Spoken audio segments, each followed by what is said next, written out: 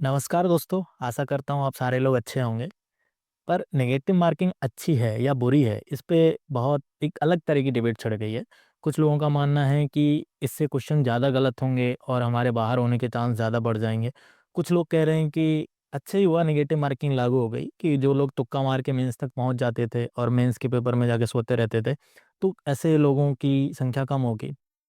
इस तरह की कई बातें लोगों के बीच में चल रही हैं। और इन सबको जो सबसे ज़्यादा भयावह बना रहे हैं वो है संस्थान और मार्केट। क्योंकि जो पूरा बिजनेस है, पूरा धंधा है, उसका एक सबसे प्रचलित रूल और टूल है, वो है डर। कि बच्चों को डराओ, फिर अपने पास बुलाओ। मतलब मेरा ऐसा मानना है कि बच्चों को इतना भी मत डराओ कि जिन बच्चों का पहले से प्री नहीं निकल रहा है, या वो जो बच्चे पहली बार देने जा रहे हैं, वो इतना डर जाएं कि प्री निकालने का कॉन्फिडेंस ही ना बचे। तो मुझे लगता है नेगेटिव मार्किंग कोई हुआ नहीं है, मतलब ऐसी कोई बहुत बड़ी चीज़ नहीं जिससे डरने की ज़रूरत है। तो हम आगे इन्हीं सब चीज़ों पे बात करते हैं। नेगेटिव मार्किंग से घबराने की ज़रूरत क्यों नहीं है, ऐसा मैं क्यों बोल रहा हूँ? क्योंकि पहली चीज़ तो है कि नेगेटिव मार्किंग होने से कट ऑफ ऑटोमेटिकली नीचे आ जाएगा, ठीक है? दूसरी चीज़ है कि नेगेटिव मार्किंग की जो पद्धति है, वो 1/3 है, बहुत साइंटिफिक है, इसका नुकसान नहीं होगा। जो भी सीरियस कैंडिडेट हैं, जो भी ठीक से पढ़ते हैं, उनको इस नेगेटिव मार्किंग से कोई भी किसी भी तरह की कोई भी परेशानी नहीं होगी। तीसरी चीज़ कि ये कोई नई चीज़ नहीं है, एमपीपीएससी के बाकी एग्ज़ाम में भी तो नेगेटिव मार्किंग लागू होती ही है। और जो बाकी एमपी के बाहर के जो एग्ज़ाम हैं, वो हम देते ही हैं, कोई ना कोई एग्ज़ाम हमने दिए ही होंगे, तो उसमें भी नेगेटिव मार्किंग होती है ज़्यादातर एग्ज़ाम में। और चौथा है कि अगर इससे किसी भी तरह का कोई नुकसान होता है, तो उससे बचने के क्या तरीके हो सकते हैं? अब हम बात करते हैं कि कट ऑफ कम क्यों रहेगा और कितना रहेगा जब नेगेटिव मार्किंग लागू हो जाती है तो। तो इससे पहले हम ये देख लेते हैं कि पिछले 4-5 साल में एमपीपीएससी का कट ऑफ का जो रेंज रही है, वो कितनी रही है। कि आप ये देखोगे, देखो 2025 का जो कट ऑफ था, वो तो आयोग ने रिलीज़ नहीं करा था, पर जो हमें माननीय हाई कोर्ट से पता चला, वो 79 के आसपास यूआर का कट ऑफ था। तो यहाँ पे जो कट ऑफ लिखा हुआ है, वो सब यूआर कैटेगरी का है। तो अब बाकी कैटेगरी का आप 2-2 3-3 क्वेश्चन कम कर लीजिए। ओबीसी का 2 क्वेश्चन कम जाता है, ईडब्ल्यूएस का भी 2 से 3 क्वेश्चन कम जाता है, एससी का 5 से 6 क्वेश्चन कम जाता है, और एसटी का 8 से 9 क्वेश्चन कभी-कभी कम जाता है। तो ये यूआर का कट ऑफ लिख रखा है। अब 2025 में 79 गया था, जब 159 सीट्स थी। हाँ, 24 में 110 सीट पे 80 कट ऑफ गया था। 2023 में 229 सीट थी, तब 81 कट ऑफ गया था। 2022 में 80 कट ऑफ गया था, 450 प्लस सीटें थी। 2021 में 77 कट ऑफ गया था। आप ये देखोगे पिछले 4-5 साल में जो कट ऑफ है, वो 80 के आसपास रह रहा है। पोस्ट चाहे कम आ रही है, चाहे ज़्यादा आ रही है, उससे फ़र्क ही नहीं पड़ रहा है। 80 के आसपास कट ऑफ जा रहा है। तो 80 कट ऑफ जाने का मतलब ये है कि मतलब मिनिमम जो नंबर लोग ला रहे हैं, वो 80 क्वेश्चन ठीक कर रहे हैं। मैं यहाँ नंबर की बात नहीं कर रहा हूँ, क्वेश्चन की बात कर रहा हूँ। अगर नंबर निकल जाए मेरे मुँह से, तो क्वेश्चन ही समझना उसको। तो 80 क्वेश्चन लोग ठीक कर रहे हैं मिनिमम, मैं यूआर को आधार बना के बात कर रहा हूँ। तो अब मैक्सिमम कितने क्वेश्चन लोग ठीक कर रहे होंगे? ये 80 85 जा रहा होगा, ये लोग 85 कर रहे होंगे, 86 कर रहे होंगे, कुछ होंगे परले वो उससे भी ज़्यादा कर रहे होंगे। पर एवरेज अगर मैं इसका निकालूँ, तो 82 क्वेश्चन एवरेज लोग ठीक कर रहे होंगे, ठीक है? अब 82 क्वेश्चन ठीक तब कर रहे हैं जब नेगेटिव मार्किंग नहीं है और लोग 100 के 100 अटेम्प्ट कर रहे हैं। अगर मैं अभी के हिसाब से इसका कैलकुलेशन करूँ, तो 100 क्वेश्चन हमने अटेम्प्ट करे, ठीक है? 100 क्वेश्चन अटेम्प्ट करने पे हमारे 82 सही हुए, 82 राइट हुए, और हमने गलत कितने कर दिए? 18 क्वेश्चन गलत कर दिए, ठीक है? ये जब नेगेटिव मार्किंग नहीं थी, तो ये हमारा सिंपल सा कैलकुलेशन था कि जितने सही करोगे उतने क्वेश्चन उतने मार्क्स आ जाते थे। अब नेगेटिव मार्किंग को इसमें अप्लाई कर लो। 100 क्वेश्चन हैं, ठीक है? अगर हम मान लेते हैं कि 100 के 100 हमने अटेम्प्ट कर दिए, ठीक है? और तब हमारे 82 सही हुए और हमने 18 गलत कर दिए, ठीक है? अब इसमें नेगेटिव मार्किंग के क्वेश्चन कटेंगे 1/3 जब लागू होगा, तो ये जो 18 क्वेश्चन हमने गलत करे हैं, इस 18 क्वेश्चन के 6 जो हमारे सही क्वेश्चन हैं, जो सही वाले क्वेश्चन हैं, वो नेगेटिव हो जाएँगे। तो अब 82 में तुम 6 माइनस कर दोगे, तो कितने बचेंगे? 76 क्वेश्चन। मतलब नेट जो आया वो 76 क्वेश्चन आया। अब ये जो 76 क्वेश्चन है, ये तब आया है जब आपने पूरे के पूरे अटेम्प्ट करे हैं, 100 के 100 क्वेश्चन अटेम्प्ट करे हैं, ठीक है? पर जब नेगेटिव मार्किंग लागू हो जाएगी, तो आप पूरे के पूरे क्वेश्चन तो अटेम्प्ट करोगे नहीं। कुछ क्वेश्चन तो ऐसे आएँगे जिनको आपको छोड़ना पड़ेगा। देखो मैं अपवादों की बात नहीं कर रहा हूँ, कुछ लोग होते हैं कि पूरे के पूरे अटेम्प्ट कर देंगे, उनको बन भी जाएंगे, लेकिन मैं सामान्यतः बात कर रहा हूँ कि आप किसी, हो सकता है कोई 2 क्वेश्चन छोड़ दे, हो सकता है कोई 4 छोड़ दे, कोई 5 छोड़ दे, कोई 6 छोड़ दे, 7 8, कोई लोग 10 भी छोड़ दें, केवल 90 अटेम्प्ट करें, है ना। तो पॉसिबिलिटी अलग अलग लोगों के लिए अलग अलग है, लेकिन मैं इसका अगर एवरेज लगा लूँ, मिनिमम एवरेज जो हो सकता है कि मिनिमम 2 से 3 क्वेश्चन तो लोग छोड़ेंगे ही छोड़ेंगे। ठीक है, तो मैं इसके में अगर मैं मिनिमम 3 क्वेश्चन भी मान लूँ कि 3 क्वेश्चन लोग छोड़ते हैं, तो अगर मैं इसमें से 3 और माइनस कर दूँ, तो ये आ जाता है 73 क्वेश्चन पे। ठीक है, 73 क्वेश्चन ये तब आ रहा है कट ऑफ नेगेटिव मार्किंग लागू करने के बाद, जब कोई किसी प्रकार की कोई गलती नहीं हो रही है, पेपर अगर पहले जैसा ही आ रहा है, जैसे पहले इजी टू मॉडरेट आ रहा था, अगर वैसा ही आ रहा है, तब ये 73 क्वेश्चन आपके सही होंगे। मतलब अभी के हिसाब से जो कट ऑफ 80 जा रहा था, वो कट ऑफ सीधे 73 आ जाएगा। किसी भी तरह की अगर कोई भी पेपर के स्तर में किसी भी तरह का कोई भी परिवर्तन नहीं होता है, तो ये 73 कट ऑफ आ जाएगा। ठीक है, अभी हम लोगों में डर या किसी तरह की जो आशंका है वो इस बात को लेके है कि 80 कट ऑफ जा रहा है, 80 क्वेश्चन कट ऑफ चला जाता है, तो नेगेटिव मार्किंग में 80 क्वेश्चन कैसे ठीक करेंगे, हमारे तो इतने आएंगे ही नहीं, तो कट ऑफ 80 जाएगा ही नहीं। ठीक है, कट ऑफ 73 आ जाएगा। और ये 73 मैं मैक्सिमम बता रहा हूँ, ये आइडियल कंडीशन में है जब कट ऑफ 73 आएगा, ये कट ऑफ इसके नीचे ही जाएगा, मतलब 73 से ऊपर नहीं जाएगा। ये वीडियो यूट्यूब चैनल पर रहेगा, जब रिजल्ट आए ना तब आप निकाल के देख लेना। 71, 72, 73 इसी रेंज में कट ऑफ रहेगा, मतलब 70 से लेके 73 के बीच कट ऑफ रहेगा। 73 मैक्सिमम रेंज है, इससे ऊपर जाएगा नहीं, जाएगा ही नहीं कट ऑफ। ठीक है, अब ये देखना, अब हम इसकी तुलना कर लेते हैं बाकी स्टेट से, कि बाकी स्टेट में जो एग्जाम होते हैं, ऑलमोस्ट सभी स्टेट में नेगेटिव मार्किंग लागू है। मध्य प्रदेश लास्ट स्टेट है जिसने नेगेटिव मार्किंग लागू करी है। हमारे आसपास जितने स्टेट हैं, चाहे यूपी है, बिहार है, छत्तीसगढ़ है, राजस्थान है, इन सब के पीसीएस में ऑलरेडी पहले से नेगेटिव मार्किंग लागू है।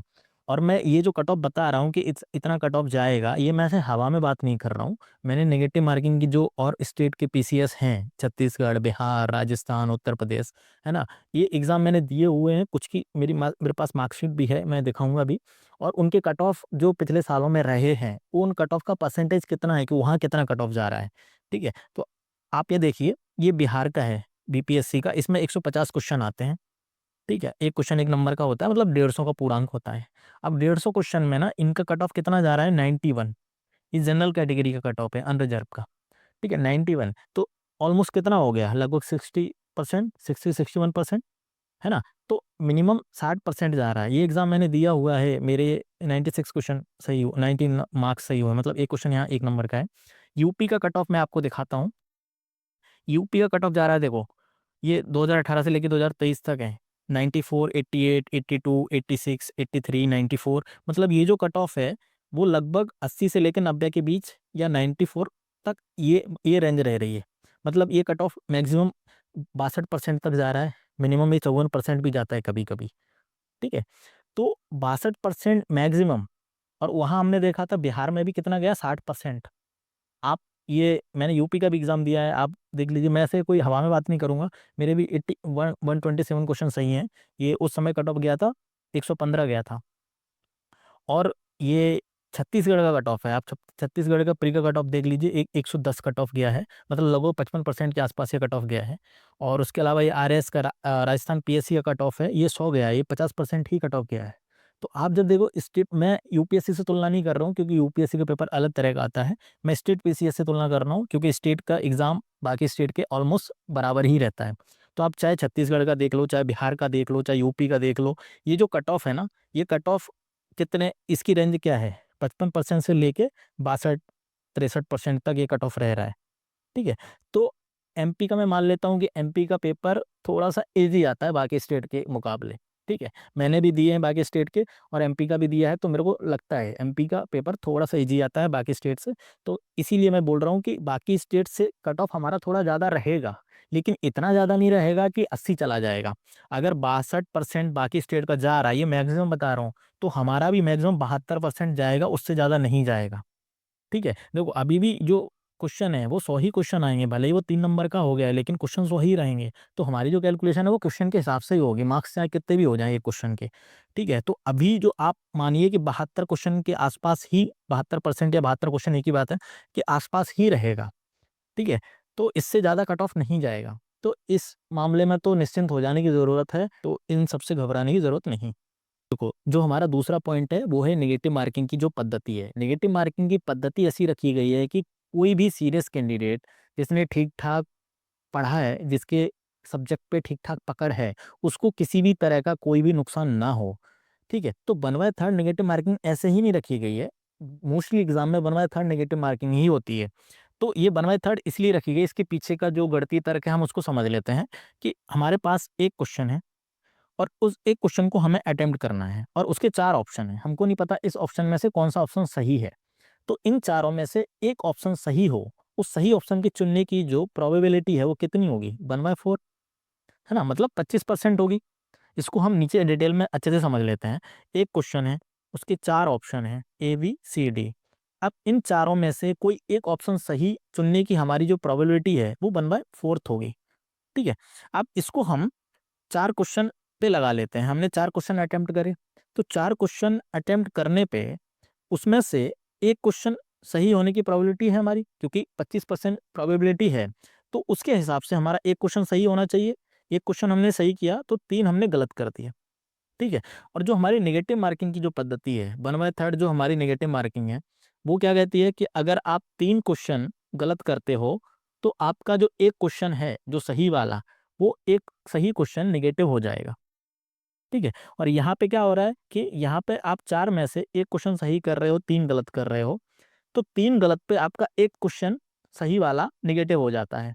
तो यहाँ आपका स्कोर कितना आया? 0। मतलब इन 4 क्वेश्चन के अटेम्प्ट करने पे यहाँ पे आपने तुक्का लगाया इन 4 में, तो आपको नुकसान कितने का हुआ? कितने का भी नहीं, 0 का।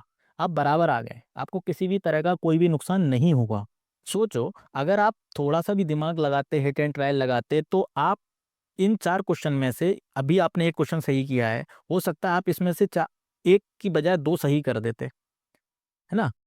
तो आप फ़ायदे में रहते ना बाकी लोगों से, जिन लोगों ने 4 क्वेश्चन जो उनसे नहीं बन रहे थे, है ना? वो 4, 5, 6 जितने भी हो सकते हैं, मैंने 4 को आधार बना के बात करी। अब मान लेते हैं इन 1 की बजाय आप थोड़ा-सा भी अपनी नॉलेज लगा के, हिट एंड ट्रायल लगा के आप 2 क्वेश्चन सही कर देते, तो आप बाकी लोगों से आगे निकल जाते, ठीक है? छोड़ने से अच्छा आपने अटेम्प्ट किया, तो आप बाकी लोगों से कुछ क्वेश्चन हमेशा आगे रहोगे, ठीक है? नुकसान कब होता है, हम अब उस पॉइंट पे आते हैं। देखो, नुकसान तब होगा हमारा जब मान लेते हैं कि हमने ये 4 क्वेश्चन अटेम्प्ट करे। अभी हम 4 क्वेश्चन को आधार बना के चल रहे हैं, ठीक है? ये 4 क्वेश्चन हमने अटेम्प्ट करे और हम अभी प्रोबेबिलिटी के हिसाब से बोल रहे हैं कि 1 क्वेश्चन हमारा सही हो जाएगा। लेकिन मान लेते हैं कि ये वाली जो प्रायिकता है, ये जो हम मैथमेटिकल रीज़निंग लगा रहे हैं, ये हमारी काम ही ना करे, ठीक है? तो हमने 4 क्वेश्चन अटेम्प्ट करे और हमारे पूरे के पूरे गलत हो जाएँ। मतलब 1 क्वेश्चन भी हमारा सही ना हो, तब तो हम नेगेटिव में चले ही जाएँगे ना। हाँ, तब आप तब जाओगे नेगेटिव में। देखो, ऐसा कब होगा जब आप 4 क्वेश्चन अटेम्प्ट करो और आपका एक भी सही ना हो। ये आपका तब होगा जब आप अंधा तुक्का लगाओगे, आँख बंद करके तुक्का लगाओगे।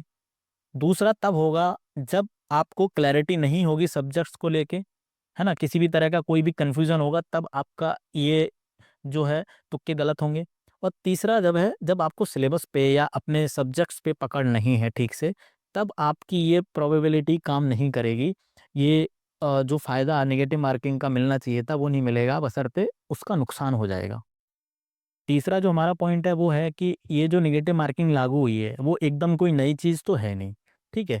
इवन एमपीपीएससी का जो एग्ज़ाम है सिविल सर्विस का, तो एमपी शायद लास्ट स्टेट होगा, लास्ट पीएससी होगा एमपी जिसने नेगेटिव मार्किंग लागू करी है। हमारे आस-पास के जितने भी स्टेट हैं, चाहे वो यूपी हो, ठीक है, राजस्थान हो, चाहे वो छत्तीसगढ़ हो, है ना? बाकी जितने भी स्टेट हैं हमारे आस-पास, बिहार हो, इन सब स्टेट ने पहले से ही नेगेटिव मार्किंग को लागू करके रखा हुआ है। तो एक तो नई चीज़ नहीं है, दूसरा है कि हम जो एमपीपीएससी की तैयारी कर रहे हैं, उन्होंने बाकी एग्ज़ाम भी दिए ही होंगे। अभी एफएसओ का एग्ज़ाम हुआ था, ठीक है? ज़्यादातर लोगों ने एफएसओ का एग्ज़ाम दिया होगा। एफएसओ के एग्ज़ाम में भी तो नेगेटिव मार्किंग थी ही ना, तब तो लोगों ने हल्ला नहीं मचाया कि हाय! इसमें नेगेटिव मार्किंग क्यों है ना? बाकी एग्ज़ाम होते हैं, असिस्टेंट रजिस्ट्रार का एग्ज़ाम होता है एमपीपीएससी का, और भी दुनिया भर के एग्ज़ाम वो कराती है। उस एग्ज़ाम में जैसे फॉरेस्ट का मेंस है, ठीक है? तो फॉरेस्ट के मेंस में भी नेगेटिव मार्किंग होती है। वहाँ तो किसी तरह का हो हल्ला होता नहीं है कि हाय! नेगेटिव मार्किंग है, कैसे एग्ज़ाम निकलेगा? ठीक है, मैंने भी फॉरेस्ट मेंस का दिया है, तो वहाँ नेगेटिव मार्किंग से नुकसान नहीं होता है, अगर हमारी तैयारी ठीक है तो। तो अब आखिरी हमारा सवाल ये है कि नेगेटिव मार्किंग का जो नुकसान हमको हो सकता है, उस नुकसान से हम कैसे बच सकते हैं? ऐसी क्या चीज़ें करें कि हमको उस नेगेटिव मार्किंग का नुकसान ना हो, बल्कि हम उसका फ़ायदा ही उठा लें? तो इस नुकसान के कई सारे एंटीडोट हैं, कई सारे काट हैं कि हम नेगेटिव मार्किंग से बच सकते हैं। पहली ये कि एक्यूरेसी। एक्यूरेसी में 2 चीज़ें हैं कि आपको अपनी एक्यूरेसी का पता होना चाहिए कि कितनी है, और दूसरा ये कि अगर कम है तो उसको बढ़ाएँ कैसे। ठीक है, 2 चीज़ें हैं इस एक्यूरेसी में, और इस एक्यूरेसी से फ़ायदा ये होगा कि आपको क्वेश्चन अटेम्प्ट करने में हेल्प मिलेगी। मतलब आप कितने क्वेश्चन अटेम्प्ट करोगे और कितने छोड़ोगे, ये आपकी एक्यूरेसी बताएगी। जैसे मैं यूपी का एग्ज़ाम्पल ले लेता हूँ कि यूपी में 150 क्वेश्चन आते हैं, ठीक है? क्योंकि मैंने वहाँ का दिया, बिहार में भी 150 ही आते हैं। तो मैं वहाँ पे जो लॉजिक लगाता था कि मैं कितने अटेम्प्ट करूँ, कितने छोड़ूँ, तो मान लेता हूँ 150 क्वेश्चन है, तो 140 मैंने अटेम्प्ट करे। अब मेरे 35 गलत हो गए, ठीक है? तो मेरे पास बचे कितने? 105 क्वेश्चन। 105 क्वेश्चन अभी नेट नहीं है, ये 35 गलत हुए। अब इस 35 का मैं नेगेटिव मार्किंग और काटूँगा इसमें से, तो नेगेटिव मार्किंग के लगभग मैं 12 क्वेश्चन हटा लेता हूँ, ठीक है? तो इन 12 क्वेश्चन को अगर मैं हटाऊँगा तो मेरे पास बचेंगे 93 क्वेश्चन। मतलब नेट जो आया मेरा 93 क्वेश्चन आया, अगर मैंने 150 में से 140 अटेम्प्ट करे तो। और हमने कट ऑफ देखा था, तो कट ऑफ इसी का अराउंड रहता था, 92, 93 के आसपास ही, ठीक है? तो मैं बाउंड्री पे हूँ, तो मेरा पता नहीं है कि मेरा प्री निकलेगा, नहीं निकलेगा, तो मैं क्या करूँगा, इस कन्फ्यूज़न से दूर होने के लिए मैं कुछ क्वेश्चन और अटेम्प्ट करूँगा। ये मैंने जो अभी 140 अटेम्प्ट करे थे, मैं इनको आगे बढ़ा के ले जाऊँगा 145 तक। ताकि मैं इन 145 में मैंने जो 5 क्वेश्चन और ज़्यादा अटेम्प्ट करे, उनमें से 1 या 2 क्वेश्चन मैं और ज़्यादा सही कर लूँ, या कम से कम 2 क्वेश्चन तो ठीक कर ही लूँ, 5 अगर मैं अटेम्प्ट करता हूँ तो। तो मेरा ये स्कोर 94 पहुँच जाएगा, है ना? तो मैं हर बार ऐसा करता था कि मैं 145 से 148 इतने क्वेश्चन अटेम्प्ट करता था। तो मेरे हमेशा स्कोर 95 के आसपास ही रहता था, ठीक है? तो इससे ये हो जाता है कि आपकी एक्यूरेसी अगर आपको पता है, तो आप कट ऑफ कैसे क्लियर करेंगे, कितने क्वेश्चन अटेम्प्ट करेंगे तब आपका कट ऑफ क्लियर होगा, वो आपको समझ में आ जाता है। जैसे मैं इसको एमपीपीएससी के हिसाब से लगा के देखूँ, अभी नेगेटिव मार्किंग के हिसाब से। मान लेते हैं कि आपने 85 क्वेश्चन अटेम्प्ट करे, ठीक है? 15 छोड़ दिए, उनको छोड़ दो। अब 85 आपने अटेम्प्ट करे, लेकिन आपके 10 क्वेश्चन गलत हो गए, तो आपके बचे कितने? 75। अब ये 75 में अभी नेगेटिव मार्किंग के और कटेंगे, तो आप नेगेटिव मार्किंग के लगा लो 3, सवा 3 क्वेश्चन के आसपास, तो मैं 3 मान लेता हूँ, ठीक है? तो आपके कितने बचे? 72 क्वेश्चन, ठीक है? तो अभी आप आ गए 72 पे, और कट ऑफ भी इसी के आसपास रहेगा। तो अब हमको पता है कि हम उसी बाउंड्री लाइन पे अभी हैं। तो इस बाउंड्री लाइन से बचने के लिए कि हम हमेशा जब तक रिजल्ट ना आ जाए उसी कन्फ्यूज़न में रहें कि कितने हमारा होगा कि नहीं होगा, तो हम ये करें कि अभी हमने 85 अटेम्प्ट करे थे, हम इनको बढ़ाएँगे। हम इसको 90 से 92, 93 तक ले जाएँगे। ताकि यहाँ पे कम से कम 2 से 3 क्वेश्चन और जुड़ सकें, और हम 74 से 75 तक पहुँच सकें। क्योंकि जितना कट ऑफ की रेंज होती है, उससे हमको 3-4 क्वेश्चन ज़्यादा ही टारगेट करना पड़ेगा कि हम कट ऑफ जितना जा रहा है, उससे 3 से 4 क्वेश्चन ज़्यादा ले आएँ, तो हम इस कन्फ्यूज़न में ना रहें कि होगा कि नहीं होगा। और मेंस की तैयारी में हमारा बड़ा व्यवधान आता है अगर हमको नहीं पता है कि हमारा, क्योंकि 1 महीने में रिज़ल्ट आएगा, तब तक हम उसी का वेट करते रहेंगे कि होगा कि नहीं होगा, तो वो समय हमारा बच जाता है और हम मेंस की तैयारी ठीक से कर पाते हैं। तो एक्यूरेसी का फ़ायदा ये है, अगर मान लेते हैं कि किसी के, मान लेते हैं 85 उसने सही करे और 10 की जगह उसके 15 गलत हो गए, तब तो भाई दिक्कत हो जाएगी, तब आप 70 से नीचे पहुँच जाओगे, ठीक है? तो आपको अगर पता है कि अगर मैं 85 क्वेश्चन ठीक करता हूँ, तो मेरे 15 गलत हो जाते हैं, तो फिर आपको एक्यूरेसी बढ़ानी पड़ेगी। हो सकता है फिर आप ये करो कि आप पूरे 100 के 100 अटेम्प्ट करने लग जाओ, या 95 अटेम्प्ट करने लग जाओ, तब आपके 15 गलत होने पे तब आपका क्लियर हो जाएगा।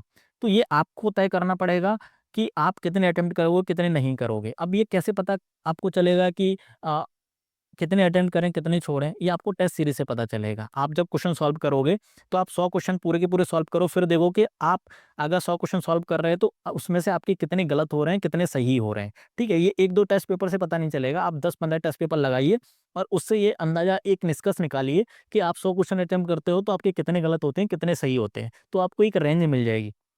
फिर आप कम करके देखो, आप 90 क्वेश्चन अटेम्प्ट करके देखो, फिर देखो कि आप 90 अटेम्प्ट कर रहे हो तो कितने गलत हो रहे हैं। तो फिर आप एक सेफ स्कोर निकाल लीजिए कि मैं इतने सही कर रहा हूँ या इतने सही कर रही हूँ, तो इतने क्वेश्चन नेगेटिव करके मुझे मेरे क्वेश्चन इतने निकलेंगे। तो अगर आपके क्वेश्चन वो 74 के आसपास आ रहे हैं, मतलब 73 प्लस आ रहे हैं, 72 प्लस आ रहे हैं, मतलब आप 72 से 75 के रेंज में हो, वहाँ तक आपके आ जाएँ, आप उतना स्कोर कर लीजिए, ठीक है? तो पहले चीज़ हमारी होगी एक्यूरेसी की, एक्यूरेसी से हमको ये पता चल जाएगा कि हम आराम से अपना कट ऑफ क्लियर कर पा रहे हैं कि नहीं कर पा रहे हैं, और अगर एक्यूरेसी कम है तो उसको बढ़ाने पे ध्यान दीजिए। दूसरा है क्लैरिटी। ये जो बाकी चीज़ें हैं, ये एक्यूरेसी को बढ़ाने वाली चीज़ें हैं। क्लैरिटी अपने सब्जेक्ट्स को लेके, तो वो आपको क्लैरिटी होगी किसी भी सब्जेक्ट की, तो आप कन्फ्यूजन की वजह से क्वेश्चन गलत नहीं करेंगे। ठीक है? आप क्लैरिटी होगी तो आप पहले जो सही क्वेश्चन है आप उनको सही कर दोगे।